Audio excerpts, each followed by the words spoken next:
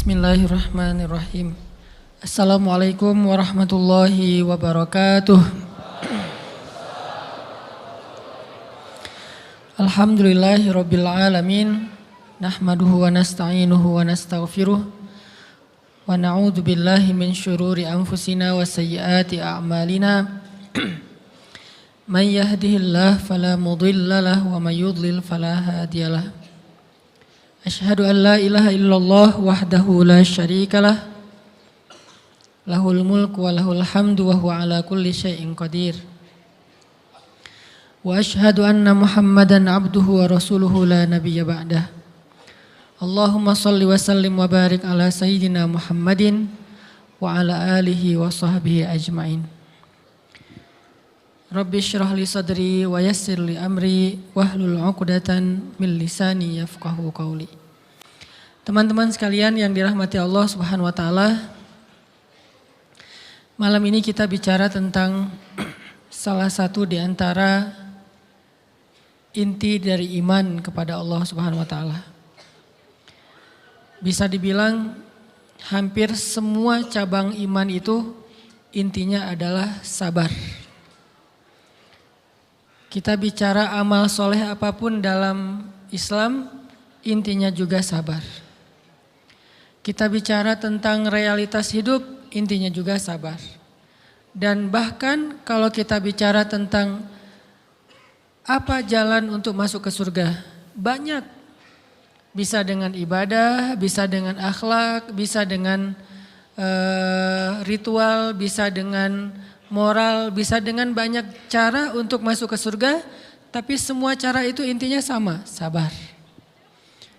Makanya ketika para ulama membahas bab sabar, maka mereka mengatakan bab sabar ini seperti saudara kembarnya bab iman, bab ikhlas. Ikhlas, sabar. Ini dua saudara kembar. Sehingga kalau kita bicara tentang Islam, kita pasti bicara tentang dua hal ini. Pertama ikhlas, kemudian sabar.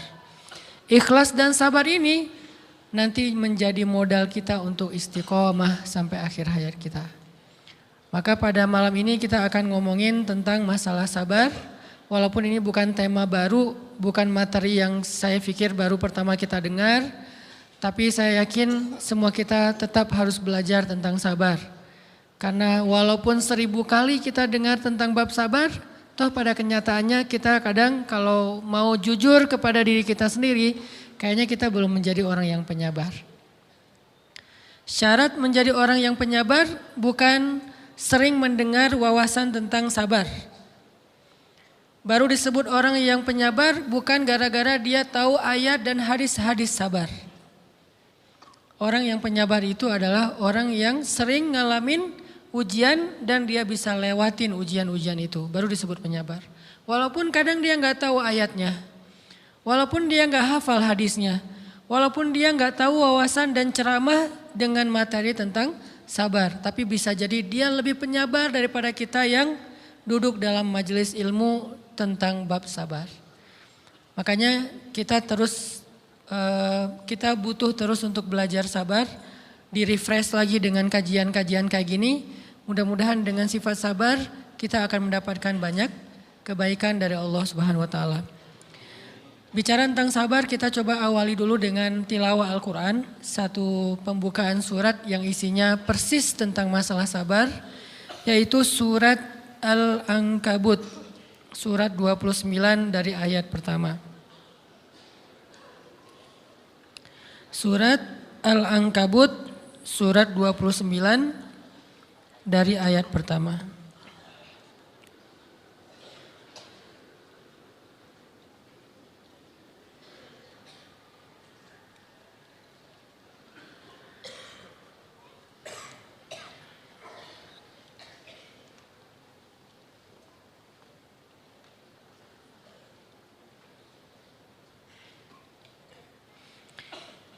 A'udzu billahi minasy syaithanir rajim. Silakan.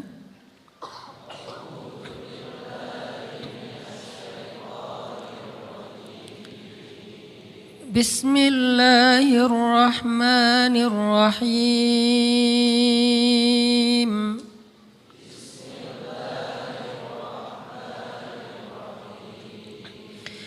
Alif Lam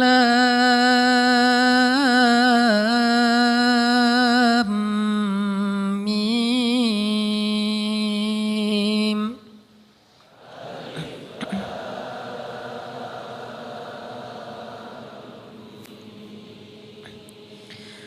أحسب الناس أن يتركوا أن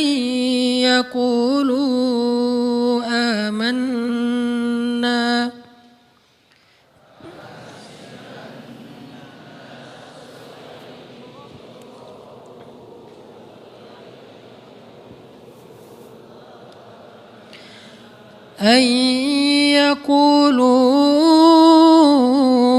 آمنا وهم لا يفتنون.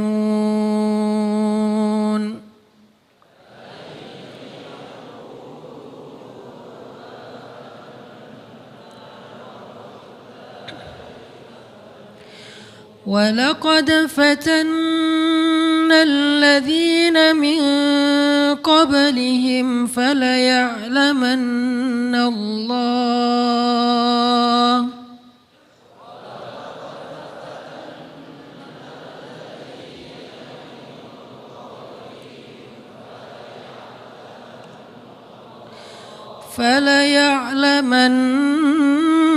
الله الذين صدقوا وليعلمن الكاذبين.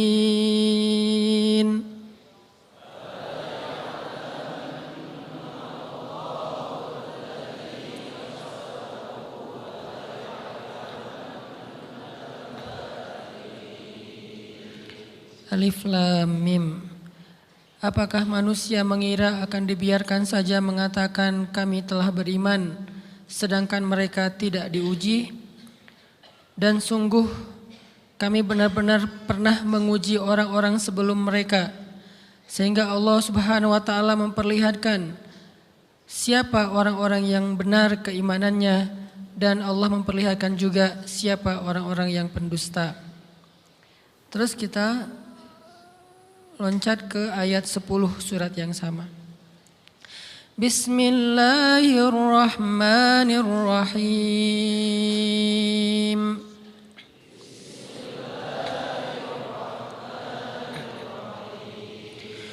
Wa minan nasi man yaqulu amanna billah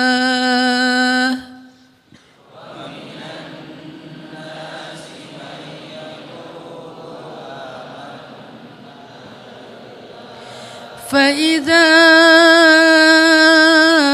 أوذي في الله جعل فتنة الناس كعذاب الله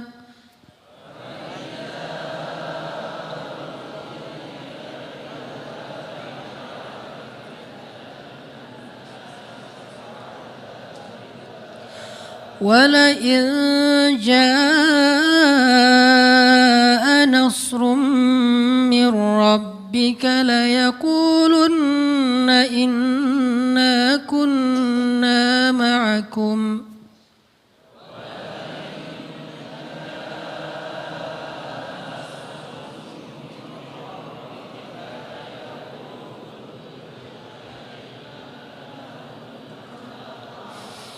أوليس الله بأعلم بما في صدور العالمين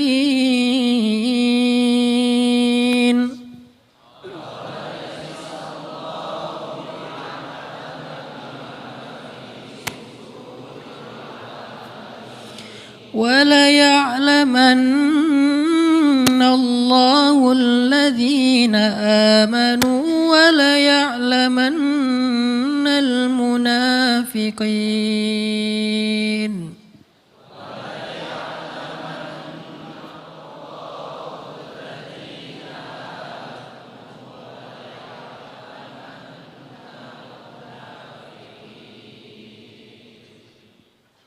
Dan di antara manusia ada orang yang berkata, kami beriman kepada Allah.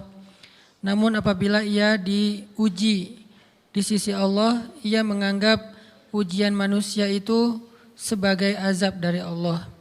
Dan sungguh jika datang pertolongan dari Tuhanmu, mereka pasti akan berkata, sesungguhnya kami ikut bersama kalian.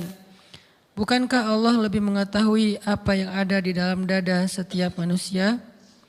Dan sesungguhnya Allah benar-benar mengetahui orang-orang yang beriman dan sesungguhnya Dia mengetahui orang-orang yang munafik. Shadaqallahul azim. Teman-teman yang dirahmati Allah Subhanahu wa taala, di ayat kedua surat Al-Ankabut Allah menyampaikan sebuah sindiran. Allah nyindir dengan bahasa, emangnya manusia fikir Allah akan biarin aja mereka mengatakan kami telah beriman, sementara mereka tidak diuji. Ini Allah lagi menyindir orang-orang yang selama ini berputus asa setelah beriman. Berputus asa setelah berhijrah. Berputus asa dan mengeluh setelah bertaubat. Allah lagi nyindir mereka nih. Seolah-olah Allah bilang,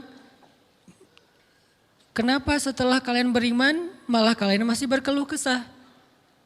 Kenapa kalian setelah bertaubat malah menjadi ragu kepada Allah? Kenapa kalian setelah berhijrah malah jadi labil? Bukankah harusnya setelah kalian menyatakan kami taubat, kami hijrah, kami beriman, harusnya iman kalian makin mantap? Dan bukti bahwa iman kalian mantap apa? Bahwa ketika kalian diuji, kalian sama sekali tidak goyah. Jadi Allah Subhanahu wa taala seolah-olah mengatakan bahwa ujian adalah tabiat iman. Bahwa ujian adalah tabiat iman. Bisa diuji dengan ujian yang kita tidak suka, bisa juga diuji sebaliknya dengan ujian yang kita suka. Bisa diuji dengan ujian yang sifatnya fisik, bisa diuji dengan ujian yang sifatnya harta, bisa juga diuji yang lebih berat lagi dengan ujian yang sifatnya perasaan. Yang jelas semuanya diuji. Bisa diuji dengan ujian musibah, bisa juga diuji dengan godaan-godaan dari syaitan yang melalui hawa nafsu kita. Bisa diuji dengan kemarahan, dipancing oleh orang lain untuk marah, dipancing di sosmed untuk ngebalas komen-komen mereka, dipancing untuk berdebat, dipancing untuk akhirnya kita saling menjudge, saling menjatuhkan, saling menjelekkan. Ini semuanya bentuknya ujian. Makanya Allah Subhanahu wa taala mengatakan di pembukaan surat Al-Ankabut, kalau ujian itu adalah tabiat iman. Ujian dan keimanan itu nggak bisa dipisahkan. Apa hubungan antara iman dengan sabar? Sehingga Allah Subhanahu wa taala menilai keimanan seseorang itu dengan cara mengujinya. Apa hubungan antara iman dengan sabar? Ternyata ciri yang paling jelas orang yang imannya baik adalah sabarnya. Makin baik imannya, harusnya makin kuat kesabarannya.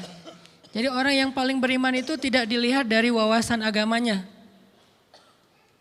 Itu lebih kepada orang yang berwawasan luas, yang ilmunya banyak. Tapi belum tentu orang yang wawasannya luas adalah orang yang paling baik imannya, belum tentu. Bukankah iblis itu wawasannya luas? Dia mengerti banyak hal yang bahkan kita gak ngerti. Iblis ngerti tentang dunia di langit. Iblis mengerti tentang alam yang ada di surga, alam yang ada di akhirat. Iblis tahu, bahkan udah masuk surga. Jadi ilmu iblis lebih banyak daripada kita sekarang. Tapi kenapa iblis malah tidak sebanding antara ilmunya, wawasannya dengan ketakwaan dan kesolehannya? Karena iblis tidak sabar dengan sebuah ujian. Ujian iblis apa? Eksis. Itu ujiannya iblis. Dia udah lama eksis, followersnya banyak. Setiap dia posting, orang berlomba-lomba jadi first like. Setiap dia posting, di repost rame-rame. Di YouTube viral. Channelnya tuh paling banyak subscribersnya. Iblis. Coba cari nanti di YouTube iblis. Ada nggak channel? Itu udah viral banget loh. Eksis banget. Tiba-tiba datang pendatang baru. Muncul pendatang baru. Pendatang baru ini Tiba-tiba melejit. Followersnya langsung nambah, kejar-kejaran akhirnya disalib. Pas lagi kayak gitu dia nggak kuat. Dengan ujian nama besar, ujian eksistensi, ujian popularitas, ujian siapa yang lebih dihargai, ujian-ujian kayak gitu. Sama kayak kita kadang-kadang ngerasa udah banyak jasa dalam sebuah organisasi, udah banyak jasa dalam sebuah komunitas, udah banyak jasa dalam sebuah lingkungan, masjid, sekolah, organisasi, teman-teman. Kita yang paling sering berkorban. Tapi ternyata yang eksis, yang masuk media, yang masuk TV justru orang lain. Itu kan ujian ya. Nah ini nih yang kadang-kadang ujian namanya zulzilu, diguncang perasaannya. Bukan diuji dengan fisik, kadang-kadang ujian sakit, capek, lelah, buat kita bisa kita lalui tuh dalam sebuah organisasi nih. Kita lagi bikin kegiatan sosial, baksos. Di sekolah, dengan OSIS-nya, dengan ROHIS-nya, di kampus, dengan BEM-nya, dengan LDK-nya, kita bikin acara baksos. Kan effortnya lumayan ya. Kita begadang untuk meeting, kita survei lapangan, kita kerja malah tidur sehari cuma 1,5 jam, 2 jam. Fisik kita lelah, fisik kita capek, kadang sampai sakit. Sampai dirawat di rumah sakit gara-gara kena misalnya tipes gitu, gara-gara kita habis-habisan bekerja, itu buat kita gak masalah. Ujian fisik kita lalui. Dan besok mau ngadain lagi, kita yang paling semangat dan aktif. Gak masalah capek juga. Gak masalah juga kita lelah, gak masalah kurang tidur, gak masalah berjalan jauh, gak masalah. Satu, ujian harta. Kita yang justru nombokin. Kita yang nalangin dulu modal-modal untuk kegiatan-kegiatan tersebut. Kalau ternyata gak tercover dananya, akhirnya gak bisa dibalikin talangan kita, gak apa-apa, kita ikhlas. Kita berkorban dengan harta kita. Butuh apa? Saya bayarin. Butuh apa? Kita lewatin ujian harta. Tapi begitu ujian perasaan, kita udah capek, lelah, kurang tidur, nombokin, nalangin habis-habisan. Ternyata teman kita yang jadi ketua panitia ada kadang cuman masalah itu doang. Atau dia yang jadi PR-nya.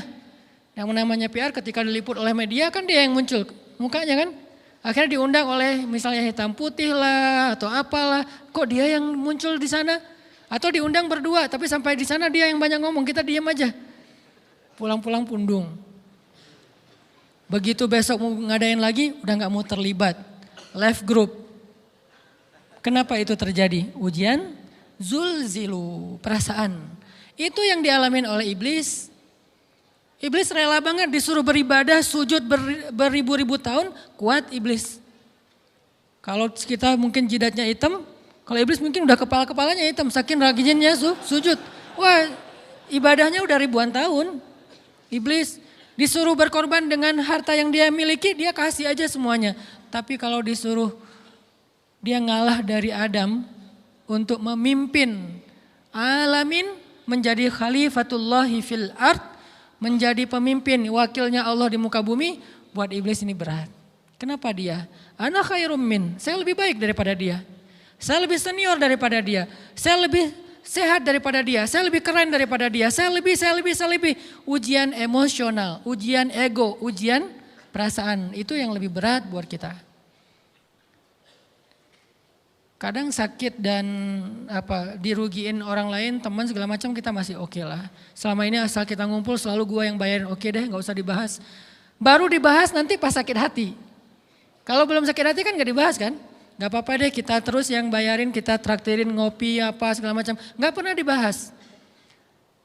Kebersit sih di benak kita, cuman gak mau dibahas. Kenapa? Udahlah biarin aja, easy going. Kemudian kayak kita yang capek harus rempong sana kemari segala macam. Selalu acaranya di rumah kita, akhirnya kita yang bayarin, kita yang rempong, nyiapin segala macam, bebersih sendiri. Tapi begitu ada yang nyakitin perasaan kita sedikit aja, semua itu balik lagi. Dari dulu ya, nah keluar kan?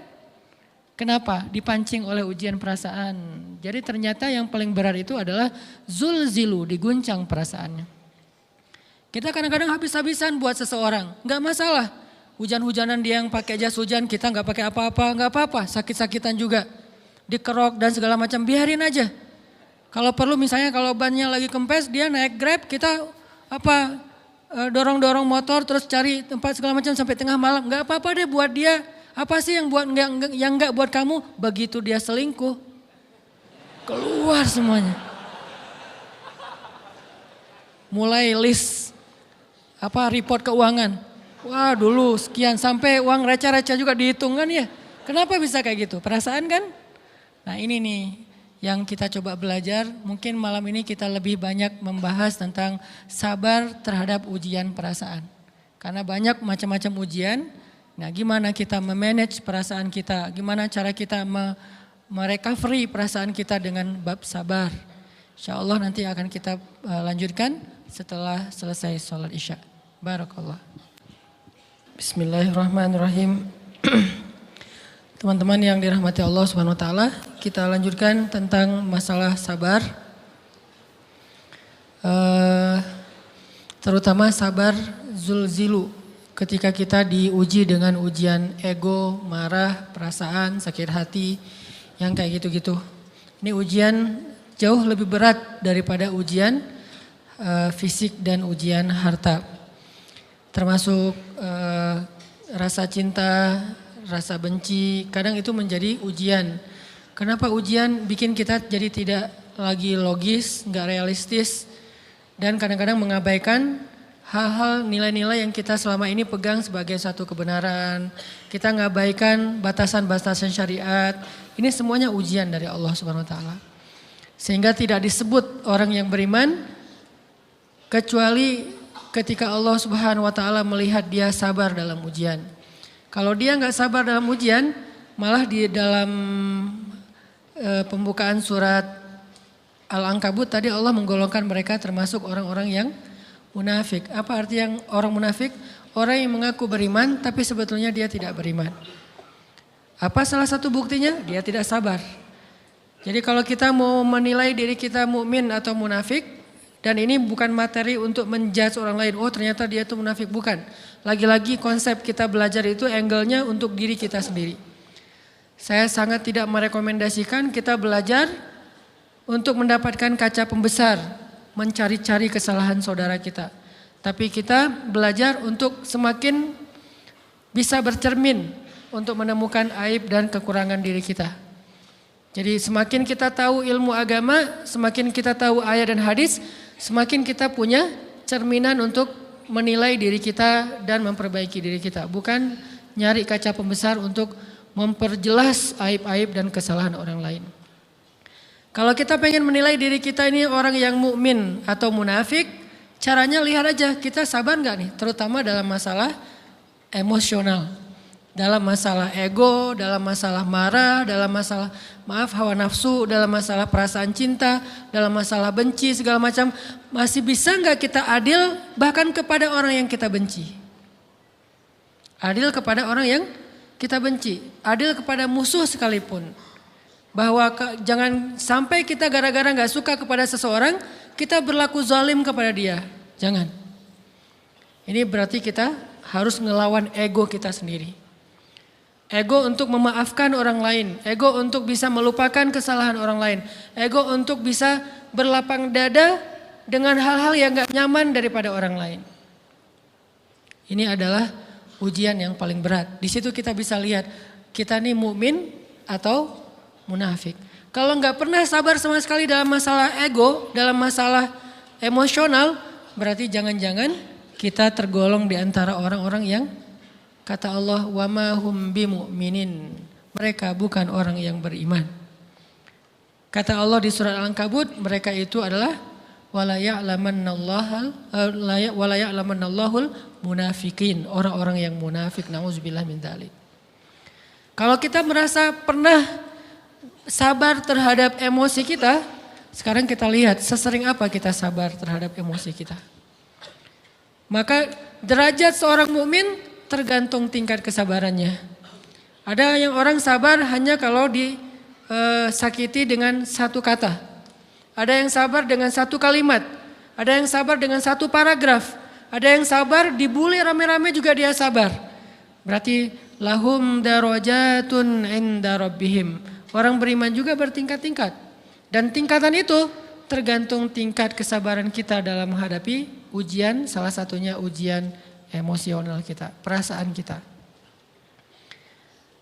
Sehingga teman-teman yang dirahmati Allah SWT, salah satu program kita untuk terus mengembangkan diri, program untuk tumbuh, program untuk memperbaiki diri kita di hadapan Allah itu adalah coba kita program dalam sehari aja, terus kita nilai berapa kali kita berhasil ngelewatin ujian emosional.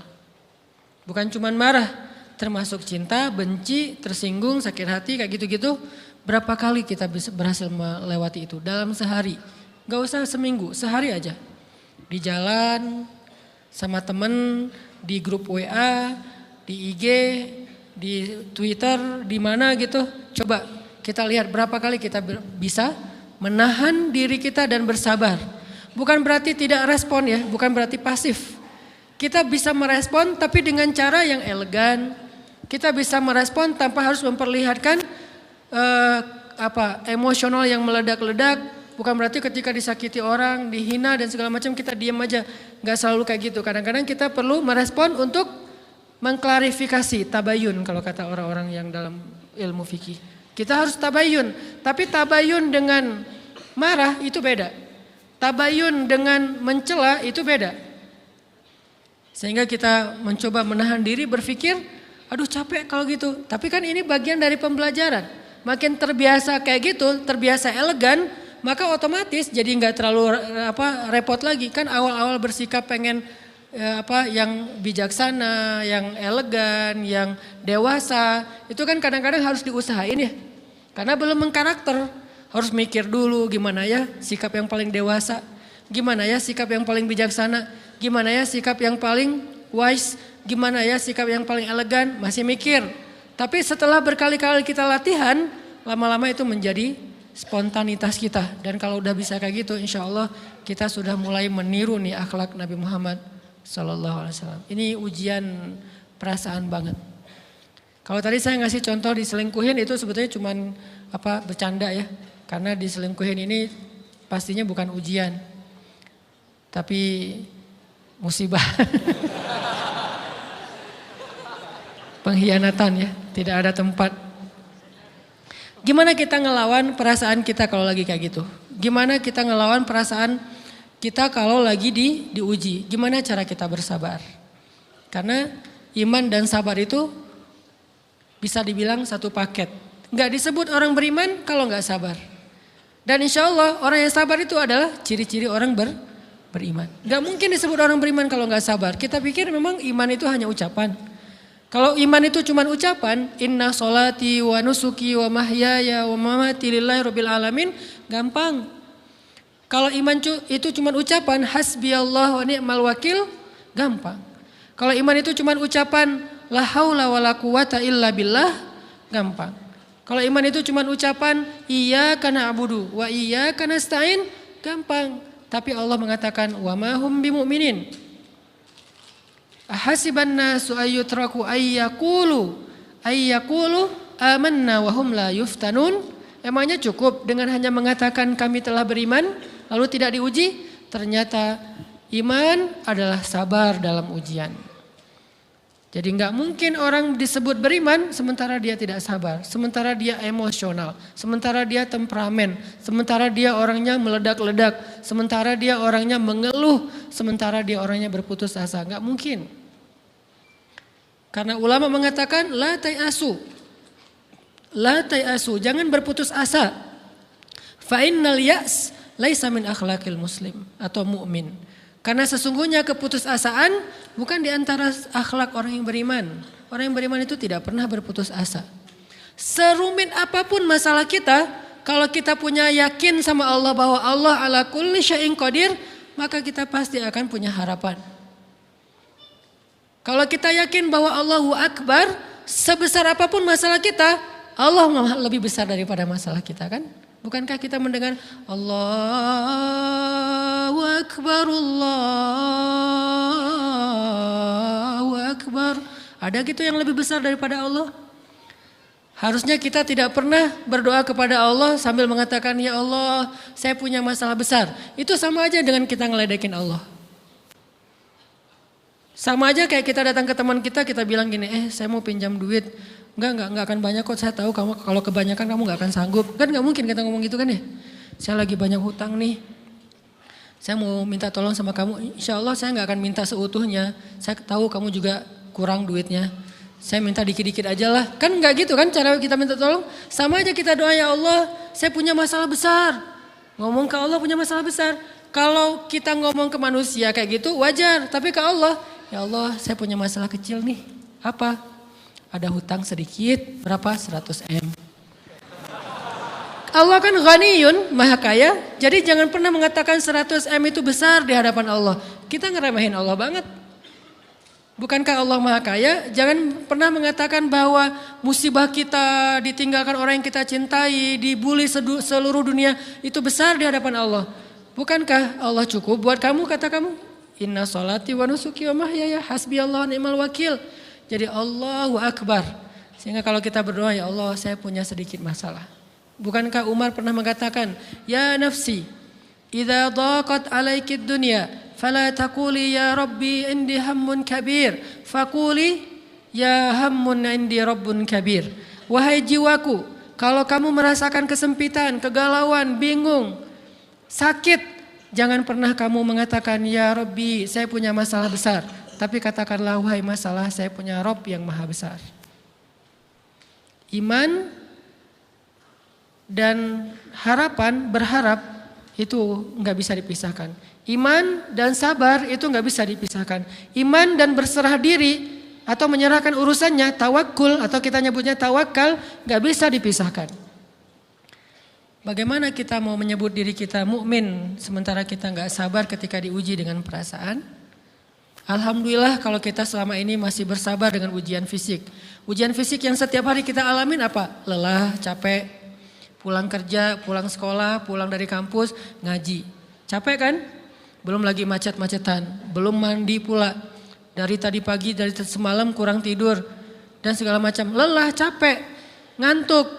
Kadang-kadang sampai drop kesehatan kita. Kita bisa lalui itu. Enggak apa-apa, capek-capek juga, yang penting saya pengen belajar. Jalan nih jauh-jauh, ada yang dari Sumedang, ada yang dari Lembang, ada yang dari Banjaran, dari mana-mana datang pengen ngaji.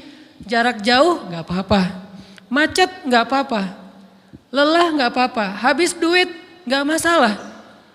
Tapi sampai di sini kesenggol dikit aja sama teman kita dalam ucapan mungkin, dalam ekspresi kadang-kadang kita senyumin nggak dibalas senyum, atau mungkin hal-hal sepele.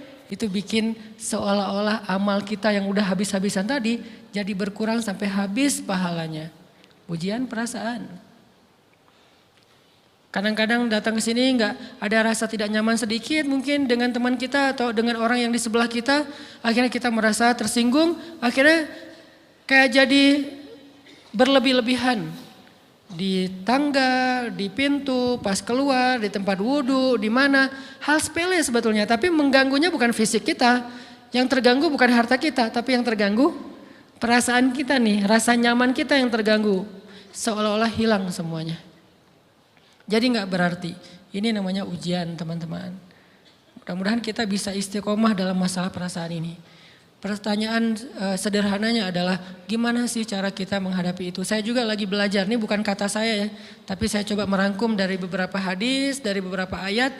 Mudah-mudahan ini jadi semacam tips dari Allah, dari Rasul, cara kita supaya lebih sabar dalam menghadapi ujian, khususnya ujian perasaan. Pertama, saya mengambil dari hadis riwayat yang diriwayatkan dari Abu Hurairah, hadis Hasan. Nabi SAW mengatakan, "Ma yazalul bala'u bil mu'mini wal mu'minati fi nafsihi wa waladihi wa malihi hatta yalqallaha ta'ala wa ma alaihi khati'ah."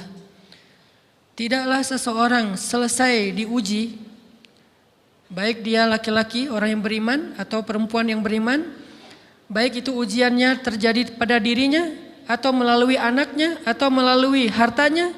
Artinya ujian harta, ujian fisik, ujian perasaan. Sampai dia bertemu dengan Allah dan dia tidak punya dosa. Apa maksud dari hadis ini? ujian itu tidak akan berakhir kecuali kalau dosa kita sudah habis. Allah akan menguji kita terus untuk membersihkan diri kita dari dosa. Sehingga yang harus kita coba bangun awareness dalam diri kita kalau lagi diuji, Allah pengen membersihkan dosa saya nih. Sehingga kita ridho dengan ujian, bukan ikhlas ya. Kalau ikhlas ibadah, kalau ujian ridho, rela. Saya ridho ya Allah walaupun ini berat.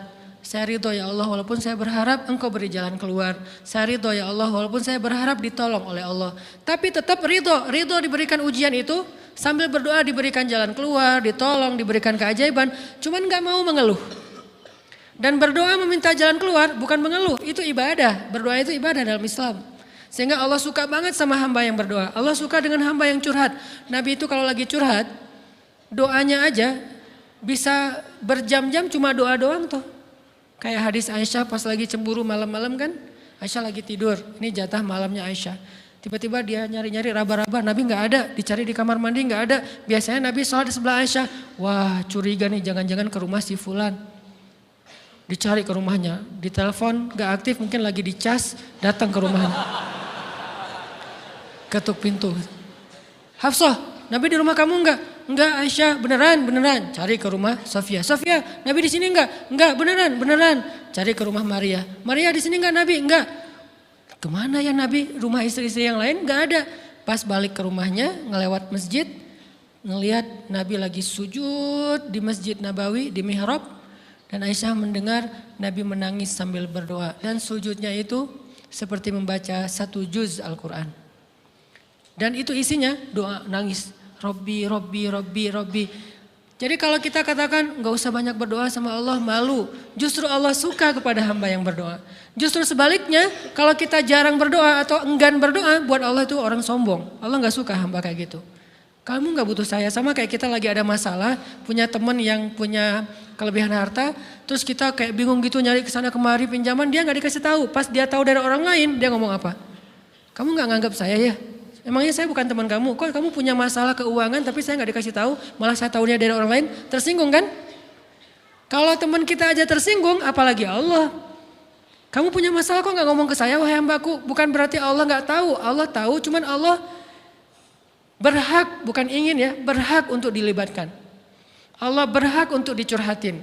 Allah berhak untuk dijadikan tempat kita untuk habis-habisan menangis dan melampiaskan masalah kita kepada Allah dalam bentuk curhat-curhat dan doa.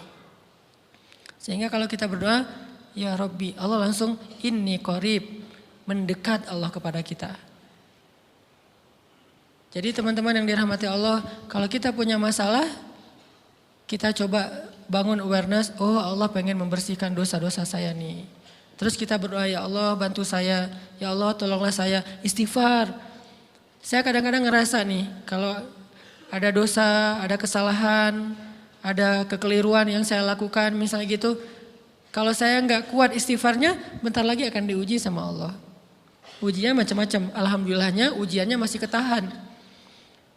Pasti diuji sama Allah. Kalau istighfarnya nggak kuat, taubatnya tuh nggak kuat, langsung diuji sama Allah. Dan saya langsung sadar, oh benar berarti yang tadi ini lagi dihapus sama Allah nih. Perkencang lagi, perkuat lagi istighfar. Kenapa? Karena kalau istighfar kita kuat, berarti kan dosa kita dihapus dengan istighfar ya. Otomatis ujian kita durasinya berkurang. Makin kuat istighfar, makin berkurang. Kalau istighfarnya udah mantap, udah selesai, Allah cabut tuh ujian kita. Diganti dengan kebaikan. Jadi teman-teman kita coba sadari, oh kalau Allah menguji saya, emang saya banyak dosa. Sebelum kita mencari kambing hitam, nyalah-nyalahin orang lain, sebelum kita marah kepada orang lain, kadang wajar kita marah kepada orang lain gara-gara ucapannya, komennya, teks dari dia, wajar. Tapi sebelum itu marah dulu kepada diri kita atas dosa dan kesalahan kita yang baru saja kita lakukan. Atau yang dulu kita lakuin dan belum benar-benar kita tinggalkan. Kalau kita ngerasa banyak dosa di masa lalu sebelum kita taubat, hijrah, berarti mungkin itulah alasan kenapa sekarang kita diuji setelah hijrah. Kenapa agak-agak harus jungkir balik setelah kita hijrah. Kenapa harus sedikit berdarah-darah setelah kita hijrah. Anggap aja itu untuk mengkifarat, membersihkan dosa-dosa kita yang telah lalu. Supaya apa? Supaya kalau kita pulang kepada Allah, kita pulang dalam keadaan bersih. Dan itu pasti akan menjadi orang yang paling beruntung. Daripada nanti diberesin di akhirat, mending diberesin di dunia kan. Soalnya kalau diberesin di akhirat itu lebih berat. Akhirat itu perlakuannya beda dengan di dunia. Di dunia kalau kita salah akan dibalas oleh Allah. Kalau kita belum taubat, dibalas oleh Allah sama. Tapi di akhirat ukurannya beda. Sehingga heran ya, kalau ada orang yang merasa beruntung lolos dari hukuman dunia, dia pikir dia udah lolos dari hukuman Allah. Mending dia beresin deh di dunia daripada nanti di akhir berlarut-larut. Itu bahaya banget. Kalau buat saya pribadi dan saya yakin teman-teman juga kayak gitu, gak mau ada masalah di akhirat, mending masalah di dunia aja. Tapi masalah di dunia juga kita gak mau berlarut-larut, pengen cepat dimudahin sama Allah. Caranya istighfar, istighfar, istighfar. Tidaklah Allah memberikan kepada kita ujian kecuali salah satu alasannya pengen menghapuskan dosa. Idza kathurat dzunubul 'abdi walam yakun lahu min amalin liyukaffiraha fabtalahu Allahu bil hazan liyukaffiraha. Kalau seorang hamba banyak dosa dan dia enggak cukup amal untuk mengkifarat dosa-dosanya, Allah akan menguji dia dengan rasa sedih, dengan rasa kecewa, dengan rasa berat, sakit hati untuk mengkifarat dosa-dosanya. Itu yang kita bangun. Sehingga kalau ada masalah sama orang lain, kita memperbaiki diri dulu. Bukan sibuk dengan kesalahan dia terus menerus yang gak mau kita maafin. Misalnya ada teman kita nih, jadi clash sama kita. Hal pertama yang kita bangun, astagfirullahaladzim saya banyak dosa nih. Tapi kan yang salah dia, ya tapi mungkin dia gak akan mengatakan kalimat itu, gak akan bersikap kayak gitu kalau kita gak punya dosa. Allah sengaja mengutus dia untuk menguji kita lewat kata-katanya, lewat perilakunya, karena kita punya dosa. Jadi penyebab pertama diuji itu bukan teman kita yang salah, itu penyebab kedua. Memang dia salah dan itu harus kita akui, realistis lah. Dia salah, dia gak pas, dia gak bijak, dia apa. Oke, tapi yang mentakdirkan dia salah kepada kita, Allah Subhanahu Wa Taala. Kenapa Allah takdirkan gitu? Karena kita masih punya banyak dosa. Allah kirim kita ujian, bisa manusia, bisa alam, bisa dalam diri kita sendiri. Itu semuanya adalah cara Allah untuk menguji kita dan membersihkan dosa-dosa kita. Ini yang kita bangun pertama. Yang kedua, kata Nabi di dalam hadis Bukhari, "May yuridillahu bihi khairan." Yang terkenal kan yufaqihu fiddin, itu yang terkenal. Ternyata ada dua modelnya. Ada may yuridillahu bihi khairan yufaqihu fiddin. Siapa yang Allah pengen kasih dia kebaikan kebaikan, Allah akan buat dia mengerti halal dan haram. Itu berarti Allah sayang sama dia. Ini satu model hadis. Ada model yang kedua, mirip redaksinya. May yuridillahu bihi khairan yusib min. Hadis Bukhari. Siapa yang Allah pengen ngasih dia kebaikan, Allah uji. Hah? Kok gitu caranya? Ternyata kayak gitu rahasianya. May yuridillahu bihi khairan, may yuridillahu bihi khairan. Siapa yang Allah pengen ngasih dia kebaikan, Allah kasih dia musibah atau ujian. Kenapa bisa seperti itu Ustaz? Fa inna ma'al usri yusra, inna ma'al usri yusra. Seolah-olah Allah bilang di dalam ayat itu, kalau kalian mau dapat kemudahan, biasanya lewatnya kesusahan dulu. Kalau kalian pengen dapat keberuntungan, biasanya dapatnya kerugian dulu. Tapi keberuntungan dan kerugiannya pasti gak sebanding. Keberuntungannya jauh lebih besar daripada kerugiannya. Kerugian itu kayak modal doang, DP. Jadi kalau kita mau dapat kejutan dari Allah, Allah kasih kita DP. DP-nya apa? Ujian. DP-nya musibah. DP-nya rasa gak nyaman. Itu DP tuh. DP terhadap apa? DP dari Allah terhadap hadiah-hadiah besar yang Allah pengen ngasih ke kita setelahnya. Cuman banyak orang yang menolak DP ini. Sama kayak kita misalnya. Kalau kita mau ngasih dia hadiah, kita kasih dia kayak kejutan dulu. Dia lagi ulang tahun nih, disiram air dulu. Setelah itu dikasih hadiah-hadiah yang mahal. Rela gak disiram air demi hadiah? Rela, udah siramin lagi aja. Kalau setelahnya ada hadiah. Yang kita gak rela, kalau setelah disiram, disuruh bersih-bersih sendiri dan gak dikasih apa-apa, kan gak rela tuh. Berarti ini bab iman. Yakin gak kalau Allah tetap ngasih hadiah? Kan sabar dan iman itu ternyata tahu aman, kembar. Kalau kita yakin Allah ngasih hadiah setelah ngasih kita DP ujian, ya kita akan sabar. Gak apa-apa deh, bentar lagi mau dikasih hadiah, digini-giniin juga gak masalah. Dibully, diapain sama Allah, biarin aja. Ya Allah saya sabar, kan bentar lagi mau dikasih hadiah nih. Ini masalah yakin. Tapi kalau kita gak yakin, apa sih maunya Allah gitu kan. Begitu kalimat ini keluar, maka yang muncul setelahnya adalah mengeluh, berputus asa, dan gak akan sabar menghadapi ujian. Ujian, kata Nabi, may yuridillahu bihi khairan, siapa yang Allah pengen kasih hadiah, siapa yang Allah pengen kasih kejutan, siapa yang Allah pengen kasih pertolongan, siapa yang Allah pengen kasih kebaikan, yusib min, Allah akan uji dia dulu.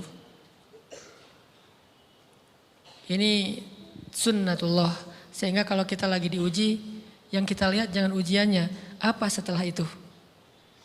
Gimana ngelihatnya Ustaz gak kelihatan? Dengan mata hati. Istafti qalbak, tanya kepada hatimu, kelihatan enggak? Dengan mata hati. Gimana ngelihat dengan mata hati? Dengan iman, saya percaya Allah pasti ngasih kebaikan setelah ini. Orang Allah sendiri yang ngomong, enggak ada satu huruf pun di Al-Quran yang salah. Apalagi satu ayat, apalagi dua ayat. Fa inna ma'al usri yusra, ditegesin lagi. Inna ma'al usri yusra. Tapi usr dulu, baru yusr. Dikasih kesusahan sedikit, dikasih kemudahan yang banyak. Dikasih kesusahan sedikit, dikasih kemudahan yang banyak. Ini yang kita coba bangun tajdidul iman. Bangun memperbaharui yakin. Sehingga ketika kita diuji, sedih, wajar. Mengaduh sedikit bukan mengeluh ya. Kalau mengeluh kan nyalahin Allah. Kalau ngaduh, yang namanya orang dicubit kan, itu ngaduh. Tapi kalau, apa sih maunya Allah? Nah itu ngeluh. Antara mengadu dengan mengeluh berbeda. Mengadu itu manusiawi. Sedih itu manusiawi. Air mata bahkan bukan hanya manusiawi, itu rahmat dari Allah. Orang yang gak bisa menangis itu yang bahaya. Kalau kita masih bisa menangis, berarti kita masih peka hatinya. Bukankah anak kecil paling sering menangis? Berarti hatinya peka. Siapa lagi selain anak kecil yang paling sering menangis? Cewek. Cowok itu emang gak punya perasaan, makanya jarang nangis. Cewek dikit-dikit nangis, jangan bilang, cemen banget sih nangis apa, cengeng apa. Enggak, karena dia perasaannya lebih peka dari kita. Itulah kenapa Allah menitipkan bayi kepada perempuan. Kalau dititipin ke laki-laki hancur.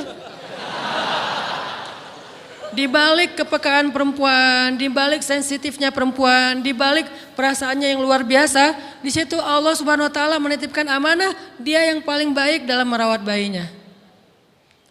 Perempuan secara umum mungkin lebih banyak bicara daripada laki-laki ya. Walaupun ada orang yang perempuan pendiam banget, ada yang nggak ngomong sama sekali, misalnya diem-diem aja, ada. Tapi secara umum perempuan lebih banyak berucap daripada laki-laki. Emangnya ini kekurangan? Bukan. Ini kelebihan.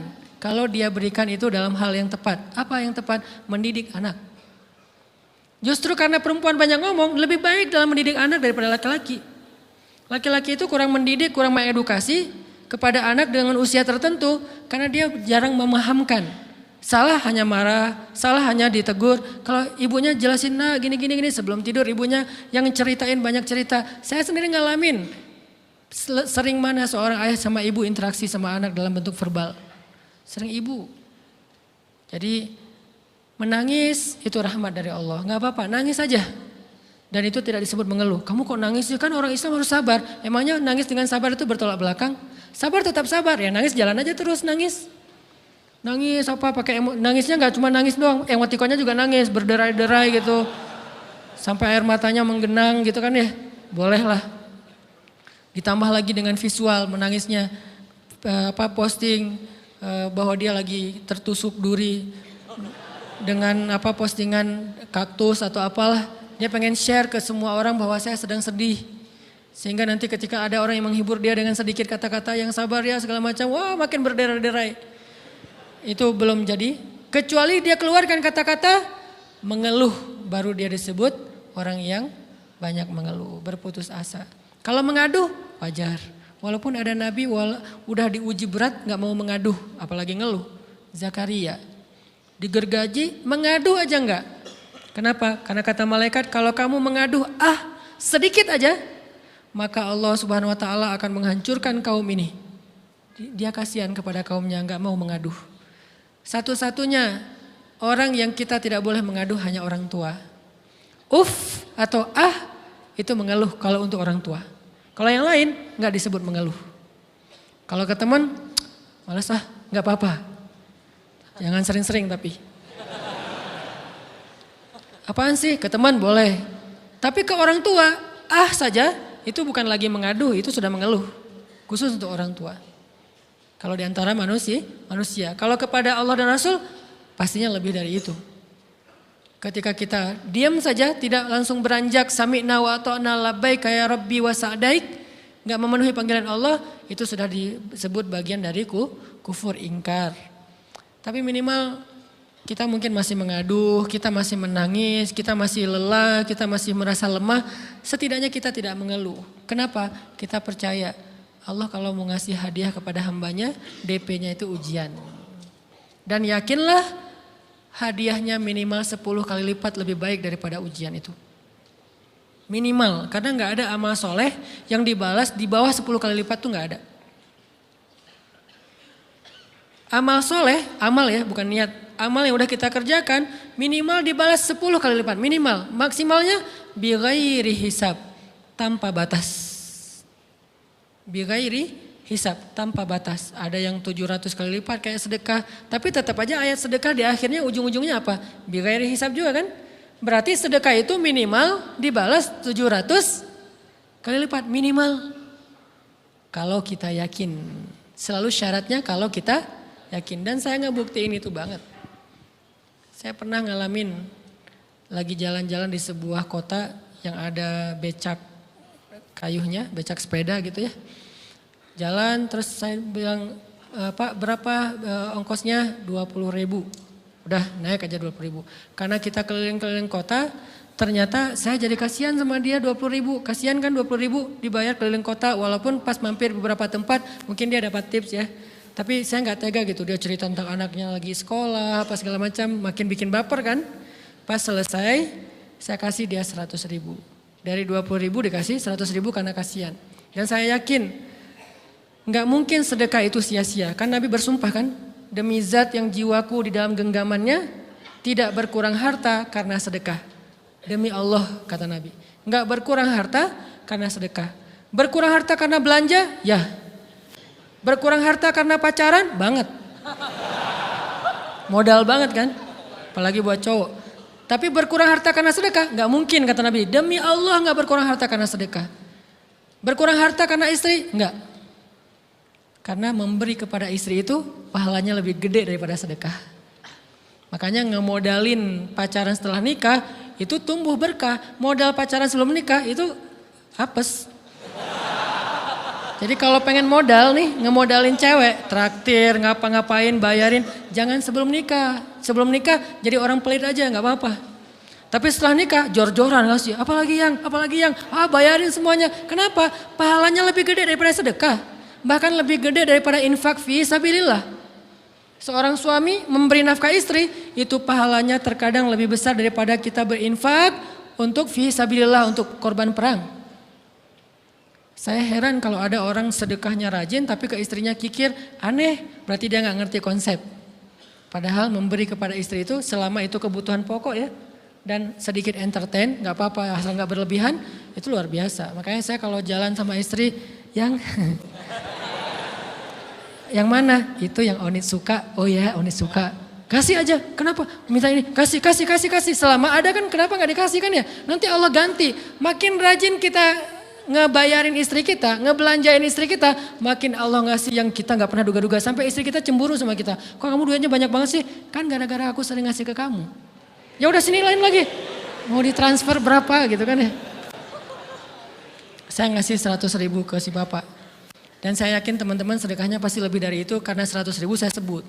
Kalau 1 juta ke atas saya nggak mau nyebut, malu dong, ria ya.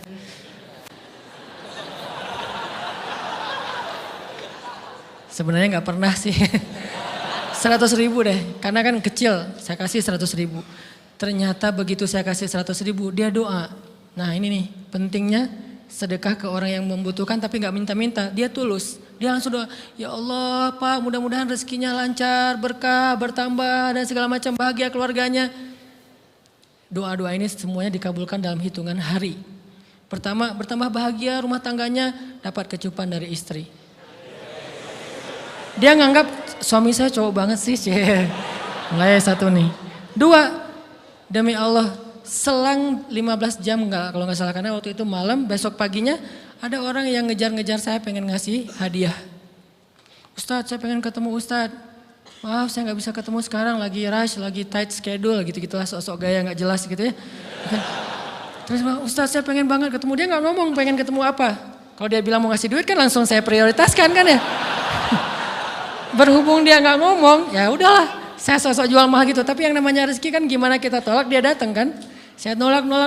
Pokoknya sebentar aja 5 menit nggak akan ganggu waktu Ustadz. Ya udah besok pagi ya pas breakfast gitu. Pakai gaya-gaya dikit breakfast. Pas breakfast, oh ya siap Ustadz, jam berapa? Jam 8. Udah janjian jam 8. Mungkin orangnya nih dengar live streaming, Pak jazakumullah khair jaza. Makasih banyak, mudah-mudahan Allah tambahkan rezekinya. Terus beliau besok mau flight ke luar kota jam 8. Akhirnya ngubungin lagi malamnya, Pak Ustadz maaf gak bisa ketemu besok. Karena saya jam 8 itu jadwal terbang. Oh ya udah gak apa-apa, seneng dong saya gak jadi ketemu kan. Tahu gitu kan nyesel saya tuh, seneng.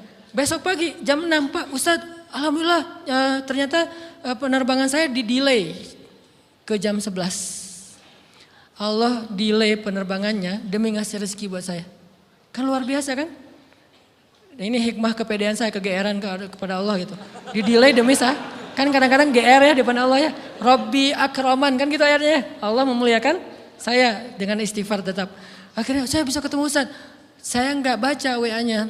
Terlambat baca, baru baca jam 8. Dia udah mulai agak putus asa. Kayaknya udah gak mungkin ketemu nih. Jam 8 pas saya baca, ternyata orangnya nggak di delay. Ya udah saya balas, ya udah sekarang saya tunggu ya jam 9. Maaf cuma sebentar. Nggak apa-apa Ustaz 5 menit. Datang dia. Datang ngasih apa coba?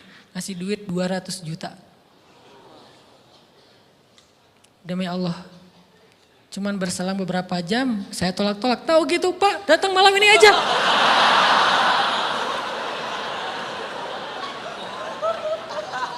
Harusnya malam itu juga saya cari orangnya. Kalau perlu saya yang nyamperin Bapak. Sherlock, saya kejar.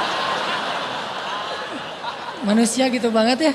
Tapi Masya Allah di situ saya jadi tahu, oh doa orang itu lebih akurat, lebih mantap, lebih diijabah daripada doa saya. Mungkin bukan karena sedekah, tapi karena doa setelah sedekah. Ya Allah dan segala macam dimudahkan sama Allah. Itu luar biasa loh. Saya nggak percaya, saya pikir main-main. Orang ini iseng kayaknya pengen ketemu doang, pengen selfie. Ternyata pas saya cek, ditransfer, di capture, Ustadz udah ditransfer. Saya, jangan-jangan ini jebakan Batman gitu ya. Nyari-nyari sana segala macam. Alhamdulillah ternyata emang niat baiknya pengen, alhamdulillah saya terkesan, saya dapat hidayah lewat Ustadz segala macam. Sekarang saya pengen membalas jasa Ustadz walaupun kecil 200 juta. Untung saya nggak kaget dan kemudian pingsan. Pak 200 juta stroke kan ya bahaya, lebih mahal dari 200 juta. Ini keajaiban ya teman-teman. Jadi kita tuh, saya kan sering bilang keajaiban itu terjadi tergantung tingkat iman. Bukan saya udah soleh banget enggak. Saya belajar terus untuk yakin deh sama Allah. Modal kita tuh kan gini sebetulnya kan. Duit kita tuh banyak loh teman-teman. Cuman gak disimpan di bank, gak disimpan di saku. Disimpannya di sisi Allah. Bedanya apa sih? Kenapa kita kalau disimpan di bank tenang? Saya lagi punya duit banyak dari 100 juta. Di mana? Di bank. Aman. Kenapa kalau disimpan di saku aman, tenang. Kenapa kalau disimpan di Allah gak tenang? Kenapa kalau disimpan di Allah kita bilang gak punya duit? Ini kan gak fair sama Allah. Gak punya duit nih. Siapa bilang gak punya duit? Kan ada Allah. Tinggal minta sama Allah. Tapi gak ada wujudnya. Tapi kan ada janjinya. Bukankah janji Allah lebih kuat daripada wujud? Bukankah iman harusnya lebih mantap daripada sesuatu yang konkret yang kita lihat? Ada duitnya di sisi Allah. Kenapa gak dikasih? Karena kita belum butuh. Kalau kita yakin duit kita itu ada di Allah, tapi dikasihnya pas kita butuh. Begitu butuh ya Allah langsung dikasih sama Allah. Itu banget benar-benar terjadi dalam kehidupan kita. Pasti kayak gitu. Tingkat tergantung kita yakin apa enggak. Nih kalau Allah bilang, "May yuridillahu bihi khairan", Allah kalau pengen ngasih hadiah kepada seorang hamba, Allah kalau pengen ngasih kejutan kepada seorang hamba, yusib. Allah kasih dia ujian sedikit aja. وَلَنَبْلُوَنَّكُمْ بِشَيْءٍ sedikit بِشَيْءٍ مِنَ الْخَوْفِ وَالْجُوعِ وَنَقْصٍ مِنَ الْأَمْوَالِ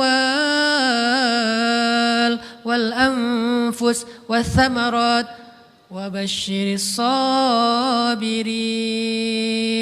Kami uji sedikit aja dengan rasa lapar, dengan rasa takut, dengan sedikit kekurangan ini dan itu, sedikit. Tapi wa basyiris sabirin, sampaikan kejutan kepada orang yang bersabar. Sampaikan kejutan kepada orang bersabar. Jadi bisa dibilang kejutan-kejutan hidup kita itu munculnya dengan iman dan sabar. Dengan iman dan sabar. Iman artinya yakin, husnuzon sama Allah. Ana inda dhanni abdi bi. Aku tergantung prasangka hambaku kepadaku. Sabar. Wasta'inu bis sabri wassalah.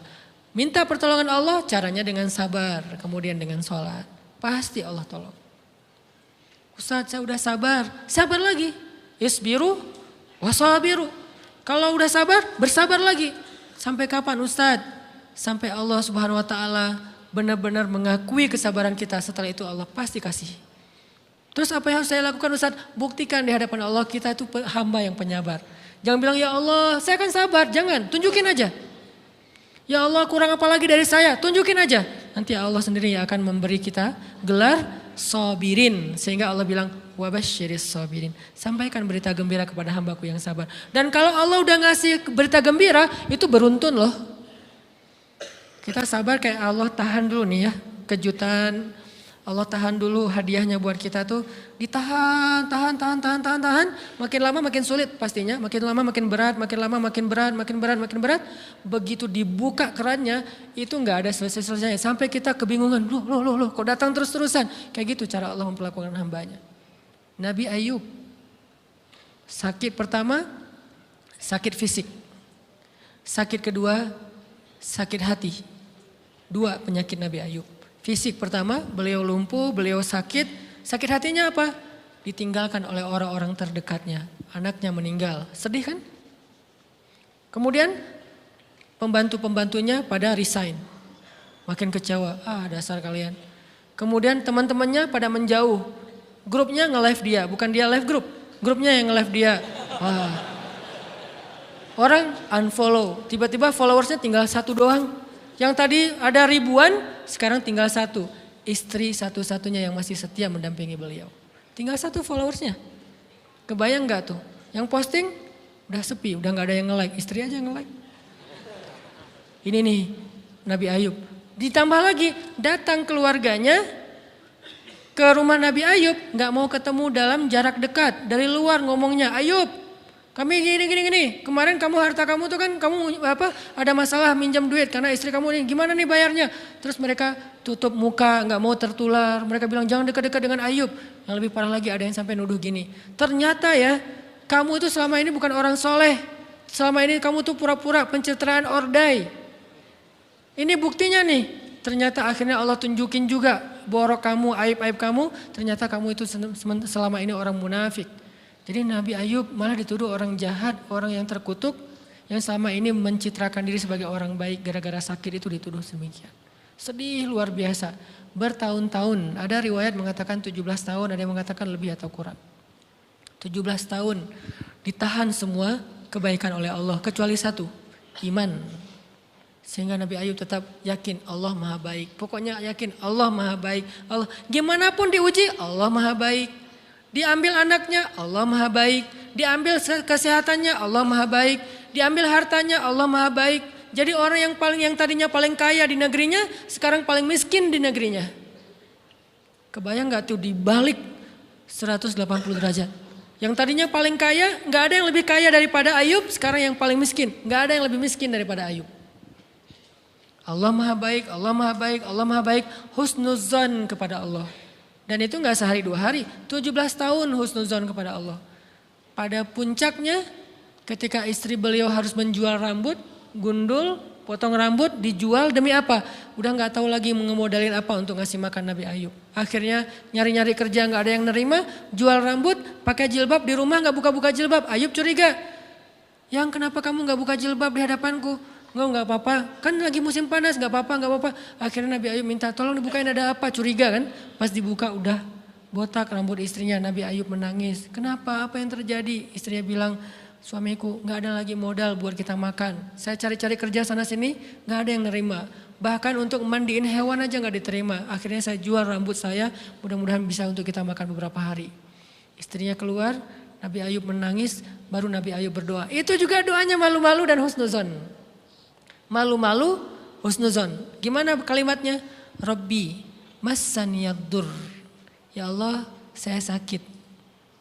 Gitu doang ngomongnya. Bukan, ya Allah udah sekian tahun saya sakit, saya gini, saya gitu. Enggak. Ya Allah, saya sakit. Wa anta arhamur rahimin. Tapi tetap ya Allah buat saya engkau yang paling baik. Coba, masih ngomong gitu? Arhamur rahimin. Gak apa-apa, jadi seolah-olah mau ngomong, ya Allah saya sakit, tenang-tenang saya gak ngeluh ya Allah, engkau tetap yang paling baik. Gitu coba Nabi Ayub ke Allahnya tuh. Langsung Allah munculkan mata air di bawah kaki Nabi Ayub. Tiba-tiba beliau jadi basah, mandi, sembuh semua penyakit, rontok dengan semua luka-lukanya. Dan wajah Nabi Ayub semua tubuhnya menjadi muda.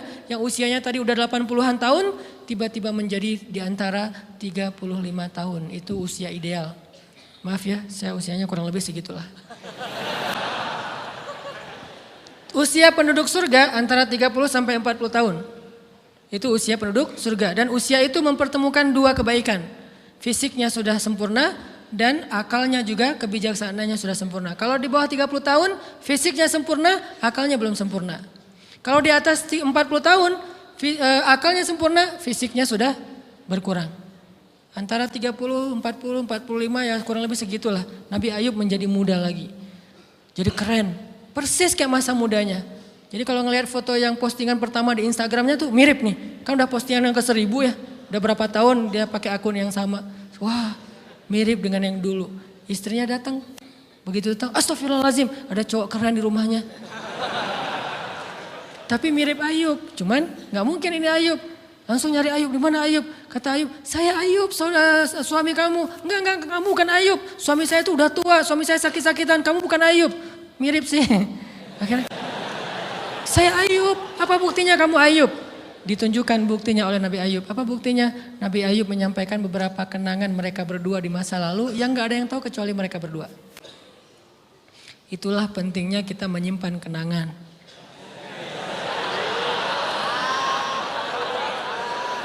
Kalau ada masalah gitu kan, nauzubillah harus operasi wajahnya. Kamu bukan suami saya.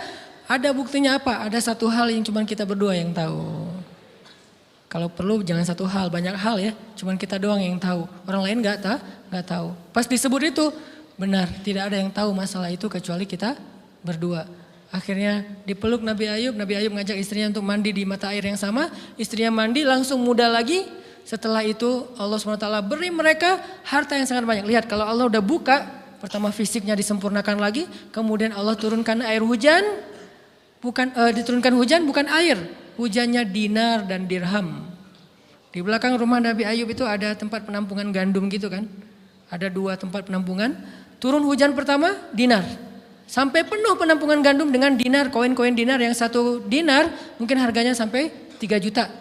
Turun banyak, kemudian turunnya lagi dirham. Penuh, turun lagi di atas atap-atap beliau sampai rumah Nabi Ayub dipenuhi dengan dinar dan dirham. Ini apa? Nabi Ayub kaget. Setelah itu istrinya hamil. Setiap tahun ngelahirin 13 anak Nabi Ayub yang sudah Allah wafatkan. Lahir setahun satu. Wajahnya, karakternya, namanya semua persis seperti yang sudah Allah ambil. Seolah-olah mereka belum meninggal tapi mereka hanya pergi dan kembali lagi. Dibalikin semuanya. Dan Nabi Ayub lebih kaya berpuluh-puluh kali lipat daripada sebelum beliau sakit. Buah dari kesabaran. Artinya Allah kalau mau ngasih kebaikan yang berlipat ganda, yang luar biasa, yusib, Allah kasih dia ujian sedikit. Itu hadis Bukhari. May yuridillahu bihi khairan yusib min. Allah akan menguji dia. Dan yang terakhir yang kita coba bangun juga, ini saya yang lebih ke perasaan ya. Kalau amaliyahnya mungkin ustadz-ustadz lain mengajarkan amal riyadhah buat sabar segala macam. Ini lebih ke perasaan. Satu, kita yakin emang kita layak dikasih hukuman kayak gini, emang kita banyak dosa. Jangan terlalu besar kepala, saya nggak layak dihukum, saya nggak layak diperlakukan kayak gini. Kalau manusia ke kita wajar kita ngomong kayak gitu. Saya nggak layak diperlakukan kayak gini sama dia, oke. Tapi oleh Allah layak banget karena emang kita banyak dosa. Makanya kalau kita nggak kuat lama-lama digituin, banyak istighfar. Yang kedua, husnuzon, lebih keperasaan nih. Oh Allah pengen ngasih saya kejutan. Sabar, sabar, sabar. Sampai kapan? Sampai Allah benar-benar melihat kesabaran kita. Yang ketiga, nah ini juga lebih keperasaan. Allah itu kalau kangen kepada kita, ngasih kita ujian. Terutama kita yang kalau nggak dikasih ujian, jarang romantis sama Allah. Kalau udah dikasih ujian, Allah Akbarnya tuh bergetar gitu. Allahu Akbar. Kenapa banyak ujian? Tapi kalau lagi normal, sholat mah sebelah kaki, santai aja. Kalau perlu bersandar gitu ya. Sholatnya nggak wudhu, tayamum cepet-cepetan, biar gampang gitu. Kan tayamum juga boleh Ustaz, kayak gitu-gitu lah. Kenapa? Kalau lagi normal, doa Rabbana atina fid dunya hasanah. Kalau misalnya baca dalam sholat, qul huwallahu ahad, itu juga dibagi 3 rakaat. Tapi kalau lagi diuji, Alif Lam Mim, Toha, Yasin, semua dibaca pembukaan surat. Khatam 30 juz teh. Kenapa? Lagi diuji. Sholat panjang, doa ya Allah, habis-habisan. Baru takbir udah nangis, Al-Fatihahnya nangis. Terus kalau ini baca Al-Quran, Bismillahirrahmanirrahim, khusyuk gitu. Tahajud, belum malam dia udah tahajud gitu. Tahajud, kirain udah saking semangatnya. Maksudnya apa? Belum malam dia udah tahajud. Dari sore udah kangen malam. Kapan ya malam, kapan ya tengah malam, kapan ya saya pengen tahajud, kangen dengan tahajud. Kan ada orang kayak gitu, saya kenal beberapa orang yang katanya hanya menunggu malam aja setiap hari. Setiap pagi kapan ya malam, pas malam bahagia tahajud, pagi lagi kapan ya malam. Artinya belum malam udah tahajud, saking kangennya dengan tahajud, rindu banget sama Allah, romantis banget dengan Allah. Khatam Al-Quran berkali-kali dalam seminggu. Begitu dia dikasih jalan keluar, menjauh sampai lupa sama Allah. Sehingga kalau Allah kangen sama dia, Allah kasih dia ujian dikit. Ta'ala ya abdi, kesini wahai hambaku, kesini. Biar kita berdua-duaan lagi nih. Kalau gak mau digituin, tetaplah dekat kepada Allah walaupun kehidupan kita dalam keadaan mudah.